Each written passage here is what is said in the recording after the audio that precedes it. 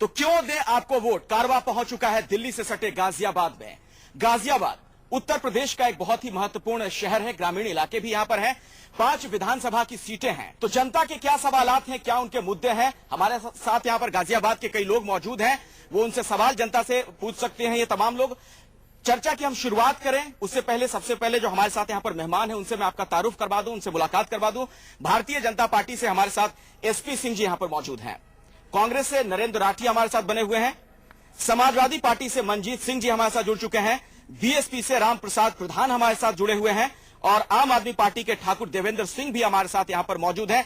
तमाम लोगों से मैं बातचीत करूंगा, लेकिन पहले एक रिपोर्ट के जरिए आपको दिखाते हैं कि आखिर गाजियाबाद का राजनीतिक समीकरण क्या है यहां की जमीनी हकीकत। ये है जिला गाजियाबाद, पश्चिमी उत्तर प्रदेश की सबसे महत्वपूर्ण सीट। दिल्ली से सटे होने के कारण गाजियाबाद सीट पर सभी पार्टियों की नजर है और इस बार यहाँ मुकाबला भी बेहद दिलचस्प है, क्योंकि गाजियाबाद सीट को छोड़ यहाँ के वर्तमान सांसद राजनाथ सिंह लखनऊ से चुनाव लड़ रहे हैं, जिसके बाद बीजेपी ने यहाँ से पूर्व सेनाध्यक्ष जनरल वीके सिंह को मैदान में उतारा है। अपने अपने उसूलों की बात है और जहाँ तक मैं सोचता हूँ कि जिन उसूलों को लेकर हम उतरे हैं वो उन सब नकली उसूलों से बहुत ऊपर। तो वहीं कांग्रेस ने मशहूर अभिनेता और फतेहपुर सीकरी के सांसद राज बब्बर को मौका दिया है, जबकि आम आदमी पार्टी ने शाजिया इल्मी को।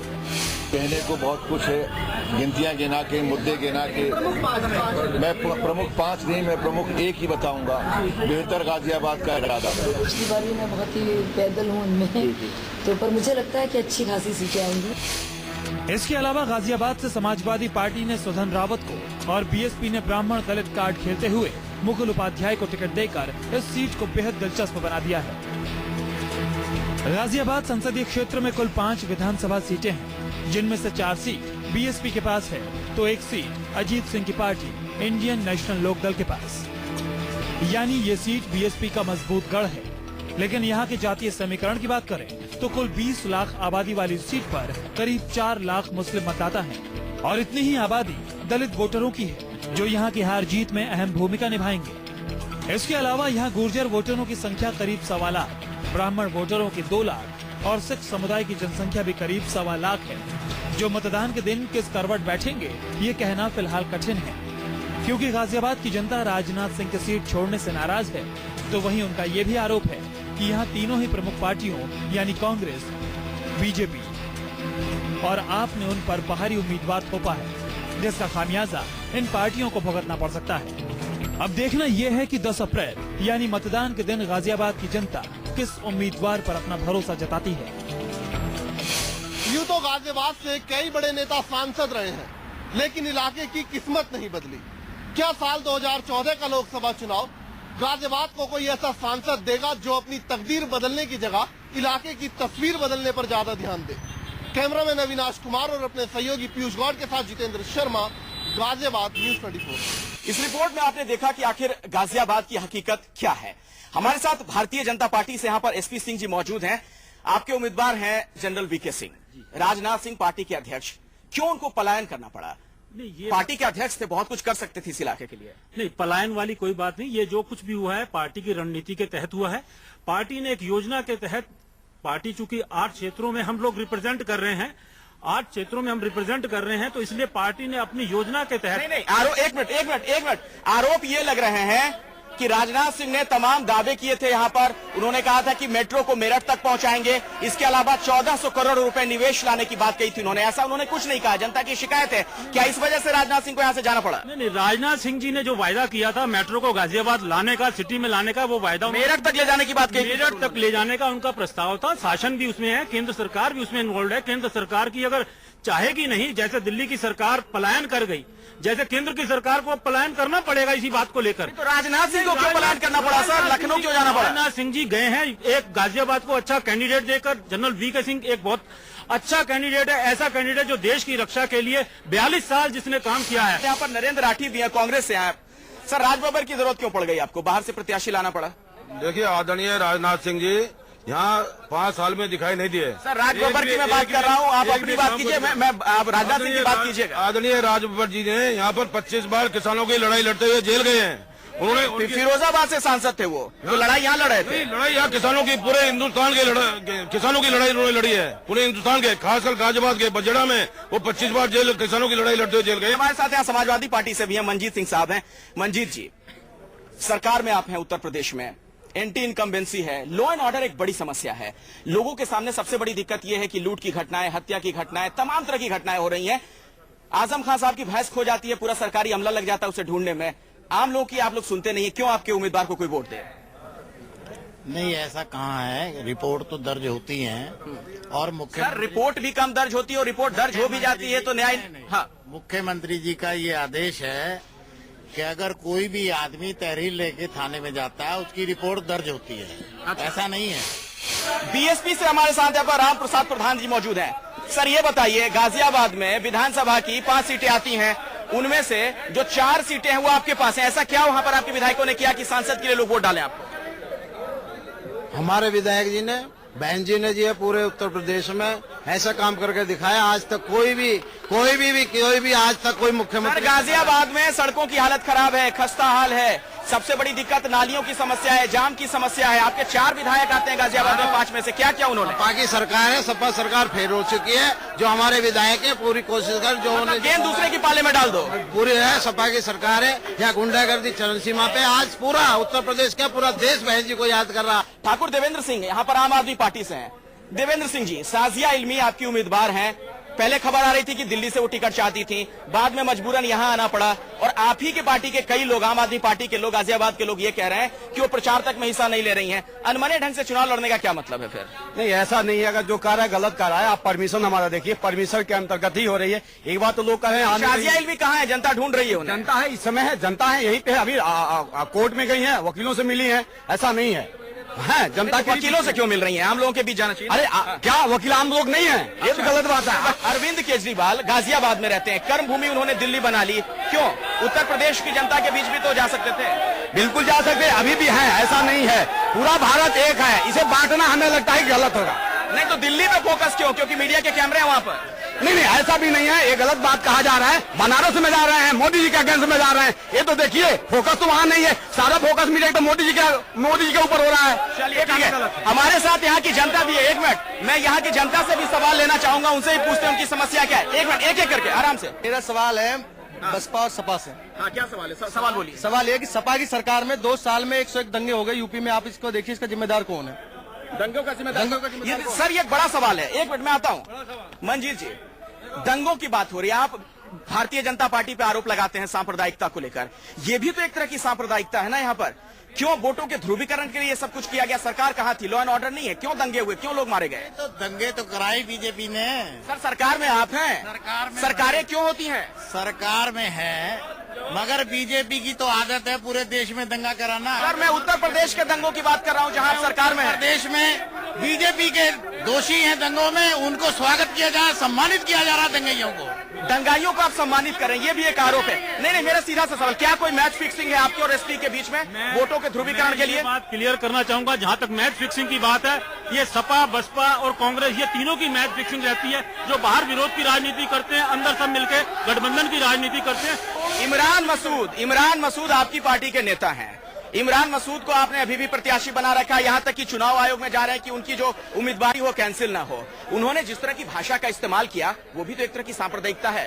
भावनाओं को भड़काने का काम किया वोट हासिल करने के लिए। परसों राहुल गांधी ने जो है और सभा में कहा है कि विरोधियों से प्यार से बात करो, कोई किसी तरह की ऐसी नहीं बात तो अगर ऐसे आपके कैंडिडेट हैं जो राहुल गांधी की भी नहीं सुन रहे तो उनकी उम्मीदवारी रद्द कीजिए। सभी ने कहा, मोदी ने भी कुत्ते का पिल्ला और ये सब बातें कही हैं। नहीं सर, तो गलत है ना, गलत है ना। लेकिन मेरा सवाल है, कांग्रेस पार्टी चुनाव आयोग से क्यों दरख्वास्त कर रही है कि उनकी उम्मीदवारी नहीं जाए, कैंसिल ना हो? मोदी में कोई कार्रवाई नहीं हुई। जनता से कुछ सवाल ले लेते हैं। एक मिनट जनता, एक मिनट, आपका कोई सवाल है? हाँ जी, मैं पूछना चाहता हूँ, देश का मैं एक आम नागरिक होने के अनुसार मैं सर्विस टैक्स भी देता हूँ, इनकम टैक्स भी देता हूँ, सेल टैक्स भी देता हूँ। उसके बावजूद भी आज तक गाजियाबाद के विकास की जनता के लिए किसी ने कोई कार्य नहीं करा। सीवर देखिए, कुछ देखिए, हम किसी को वोट क्यों दें? किस वजह से मांगने का सवाल है, वोट क्यों दें? आपका क्या सवाल है? सबसे पहले सड़कों की हालत इतनी खराब है, जाम की समस्या इतनी है जिसकी कोई होती नहीं, और महंगाई और भ्रष्टाचार सबसे अधिक है। आपने टोपी लगा रखी है वैसे? जी, बोलिए। क्या पूछना चाहते हैं? सवाल क्या है आपका? मैं आपसे नहीं पूछ रहा हूँ, आपके नेता जवाब देंगे। मेरा सवाल फिल्मी, इल्मी और जुल्मी तीनों से है। अच्छा, एक जुल्मी जो है बसपा वाले सारे जनता की गाड़ी कमाई पत्थर में ठोक दिए। अच्छा, एक है ये फिल्मी जो सिर्फ अपने ठुमका दिखा करके गाजियाबाद को फिर लूटने आ गए। और तीसरा है ये राजनाथ सिंह जो गाजियाबाद की जनता को लूट लिए। मैं माननीय मंजीत सिंह साहब से पूछना चाहता हूँ कि इनकी सरकार में लूट, हत्या, डकैती, अपहरण, यहाँ तक कि 10 साल के बच्चों के ठीक है, मैं समझ गया। मैं जवाब लेता हूँ। Manjeet Singh ji, law and order बहुत बड़ी समस्या है, कुल मिलाकर जनता इसलिए त्रस्त है। कानून क्यों नहीं आप बना के, कानून का राज क्यों नहीं उत्तर प्रदेश में, ये आरोप लगा। कानून का राज ही है, संविधान का राज है। दंगे आपके यहाँ हो रहे हैं, लोग आपके यहाँ मारे जा रहे हैं, लूट, हत्या, डकैती। अगर नरेंद्र मोदी का नाम लेते ही दंगे होने शुरू हो जाएंगे, जिस दिन नरेंद्र मोदी दिल्ली की सरकार में पहुंचेंगे पूरे देश दंगा हो जाएगा। गाजियाबाद के अंदर किसी तरह का कोई क्राइम नहीं बढ़ा है। अच्छा, और क्राइम नहीं बढ़ा है। पूरे उत्तर प्रदेश के अंदर 22 करोड़ जनता है। 5-5 करोड़ के 1-1 करोड़ के प्रदेश को लेकर ये अपना दावा ठोक रहे हैं कि गुजरात मॉडल फलाना, ये कुछ भी नहीं है। गुजरात मॉडल कुछ भी नहीं है और आप लोग झूठे दावे कर रहे हैं। और ये जो कह रहे हैं कि यहाँ पे लॉ एंड ऑर्डर नहीं उत्तर प्रदेश में, गलत है। ये जो लॉ एंड ऑर्डर की बात कर रहे हैं, खुद इनके मुखिया मुलायम सिंह यादव इस बात को लेकर चिंतित हो चुके हैं। माननीय सर्वोच्च न्यायालय इस बात को लेकर चिंतित हो चुका है। पूर्ण बात वैसे ये कह रहे हैं, मुलायम सिंह यादव अपने बेटे से कहते हैं, अखिलेश से कह रहे हैं खुद कि सरकार की परफॉर्मेंस ठीक करो। नहीं, दंगे देखिए, दंगे जो भड़क रहे हैं, उत्तर प्रदेश में एक दंगा हुआ मुजफ्फरनगर में जो बीजेपी ने कराया और बीजेपी ने उन दंगाइयों, अगर बीजेपी चाहे तो एक मिनट सर, मंजीत सिंह जी, ये जो बात दंगों की बात कर रहे हैं, ये गवाह, इतिहास गवाह है। पिछले 1 साल में जब से ये सपा सत्ता में आई है, 110 दंगे उत्तर प्रदेश में हो चुके हैं। नरेंद्र राठी, आप कांग्रेस से हैं, कांग्रेस अलग थलग तो नहीं पड़ रही है इसमें? कोई आदमी जाति के आधार पे, कोई संप्रदाय के आधार पे, कोई धर्म के आधार पे चुनाव लड़ रहे हैं। हम विकास के नाम पे चुनाव लड़ रहे हैं। और मैं आपको बता दूं कि जो है गाजियाबाद में अगर एक महिला एक चैन पहन कर निकलती है तो महबूद नहीं है कि उसके चैन वापस घर पे जाएगी नहीं जाएगी। इतने अपराध बढ़ रहे, रिपोर्ट थाने में रिपोर्ट नहीं होती है। गाजियाबाद को लेकर ये आरोप लगता है कि आपकी सुप्रीमो मायावती, बीएसपी सुप्रीमो जब सरकार में आती है, गाजियाबाद को भूल जाती है, नोएडा पे उनका ध्यान रहता है। क्यों गाजियाबाद की जनता वोट डाले? कुछ नहीं है, पूरा उत्तर प्रदेश में बहन जी ने पूरे हर समाज को लेकर चली है, पूरे विकास किए हैं। और आज पूरा देश, पूरे उत्तर प्रदेश में जब भी बहन जी की सरकार बनी है, बहन जी को आज याद कर रहा है उत्तर प्रदेश, आज पूरा देश याद कर रहा है। अपनी जगह पे रहिए। ये मेरा सवाल बीजेपी के एचपी सिंह साहब से है। जब मोदी जी की लहर चल रही है और राजनाथ सिंह जी यहाँ पे 5 साल यहाँ पे एमपी रहे, पब्लिक ने उन्हें इतना सराहा, तो यहाँ से क्यों भाग गए? बहुत महत्वपूर्ण सवाल है। लहर है, अगर लहर है तो यहाँ से क्यों जाना पड़ा राजनाथ सिंह को? मैं पहले कह रहा हूँ, राजनाथ सिंह जी ने यहाँ पूरा विकास किया। एकमात्र ऐसे सांसद है जो 232 गांवों में से सर, जनता का आरोप है कि राजनाथ सिंह के दर्शन दुर्लभ थे। ये जनता जो आरोप, जिस जनता की बात आप कर रहे हैं, ये राजनीतिक दलों के प्रतिनिधि हैं। यहाँ सपा, बसपा, कांग्रेस बौखलाई हुई है इस बात को लेकर। ये बताइए, गंदगी और साफ सफाई कितनी बड़ी समस्या आपके लिए? गंदगी और साफ सफाई कितनी बड़ी समस्या है? ऐसा सुनो, आज तो बीजेपी कह रही है कि हिंदू मुस्लिम, सपा कहती है हिंदू मुस्लिम, ये सब बीजेपी की और देश को बांट रहे हैं। सवाल क्या है? मेरा सवाल ये है, समाजवादी पार्टी जो सांप्रदायिक दंगे कराती है वो केवल समाजवादी करती है। मायावती ने सारा पैसा सब मायावती को भी देख चुकी है पब्लिक, समाजवादी को भी देख चुकी है। कांग्रेस का अस्तित्व खत्म हो गया है, केवल भारतीय जनता पार्टी है। कुल मिलाकर आप देख पा रहे हैं जनता किस कदर त्रस्त है। ऐसे में अब सवाल ये है कि जनता वोट डाले तो किसे डाले, इस पर तो क्यों दें? आपको वोट का काफिला गाजियाबाद में मौजूद है और यहाँ पर जनता के कई सवाल है नेताओं से। सीधे मैं वो सवाल लेता हूँ। 1 मिनट, क्या सवाल है आपका? मेरा क्वेश्चन है, ना तो समाजवादी पार्टी से किसी से नहीं है, मेरा क्वेश्चन राजबब्बर जी से है, जो राजबब्बर जी के खड़े हुए हैं, कि जो इन्होंने लोकसभा में बात कही थी कि 10 रुपए में खाली 10 रुपए में भोजन देने की, क्या गाजियाबाद की जनता को 10 रुपए में भोजन देंगे? ठीक है, आपका सवाल हो गया। आपका सवाल ये छोड़िए। गुंडे माफियाओं की सरकार है, इतनी महंगाई इन्होंने बढ़ा रखी है, इस महंगाई का जिम्मेवार कौन है? महंगाई का जिम्मेदार कौन है? कांग्रेस के नरेंद्र राठी हमारे साथ है। सर, महंगाई से जनता त्रस्त है, यूपीए सरकार रही पिछले 2 कार्यकाल से लगातार है। आप लोगों ने ऐसा क्या किया? लगातार डेडलाइन देते रहे कि महंगाई कम करने को लेकर, लेकिन उसका हासिल क्या हुआ? देखिए, ऐसा है, महंगाई मैं मानता हूँ बड़ी है, लेकिन साथ में जो है लोगों के खर्च का जो है अपना उनकी इनकम भी बढ़ी है। मंजीत सिंह जी, ऐसा क्या आपके एजेंडे में है? अगर आपके सांसद यहाँ से चुने गए तो क्या करेंगे आप यहाँ के लिए, गाजियाबाद के लिए? गाजियाबाद के विकास में पिछले 2 साल में जितने भी फ्लाईओवर बने हैं, गाजियाबाद की जाम की कितने फ्लाईओवर बने? 5 फ्लाईओवर बन चुके हैं। राम प्रसाद प्रधान जी, क्या इस बार मायावती सरकार में आती हैं या फिर आपके सांसद यहाँ से चुन लिए जाते हैं तो इस बात की क्या गारंटी है कि जनता के विकास का पैसा मूर्ति बनवाने में नहीं लगाए जाएंगे पैसे? बहन जी है पूरे हर समाज के हर लोगों के लिए विकास कराती है। यहाँ पर गाजियाबाद में जो भी काम हुआ है, अभी वो पिछला ही काम हुआ, बहन जी के कराए हुए। कहाँ है आम आदमी पार्टी? अब शांत है बहुत। पहली बात, बीजेपी के लोग बोले हैं कि रणनीति का तहत राजनाथ सिंह यहाँ गए हैं। सीधे उनको कहना चाहिए भगोड़ा हो गए हैं, कभी वहीं से लड़ते हैं वहाँ से लड़ते हैं। अरे राष्ट्रीय अध्यक्ष है, कौन सी रणनीति है? शाजिया इल्मी तो यहाँ से चुनाव लड़ना ही नहीं चाह रही थी, दिल्ली से चुनाव लड़ना चाह रही थी, गाजियाबाद आई, रायबरेली बैठने की बात थी। यहाँ की कार्यकारिणी ने तय किया कि शाजिया को लड़ाएंगे और उसके हमारी कार्यकारिणी आदि हो गए। जितने भ्रष्ट आदमी है, जितने विपक्ष में बैठे, सारे पैसा सर से लूट रहे हैं हमारे को। और कहते हैं केजरीवाल आ गया, कहाँ भाग गया केजरीवाल? केजरीवाल तो आ गया, ये भाग रहे हैं, ये डर रहे हैं।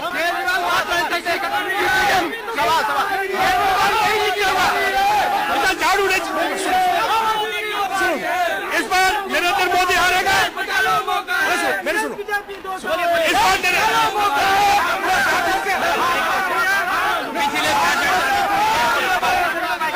आप में से कोई भी कैमरे के सामने से आइए के लिए कहते हैं हमें आपका सवाल पूछिए, भाषण मत दीजिए। 700 लीटर पानी में वादा करके मैं बीजेपी वालों से पूछना चाहता हूँ, क्या बीके जनरल राजनाथ से भी अच्छे नेता गाजियाबाद के लिए होंगे? तो लोगों में आक्रोश बहुत ज्यादा है, लोग गुस्से में हैं। ऐसे में पता तो अब 16 तारीख को ही पता चलेगा कि आखिर गाजियाबाद की जनता कितने चुनना चाहती है।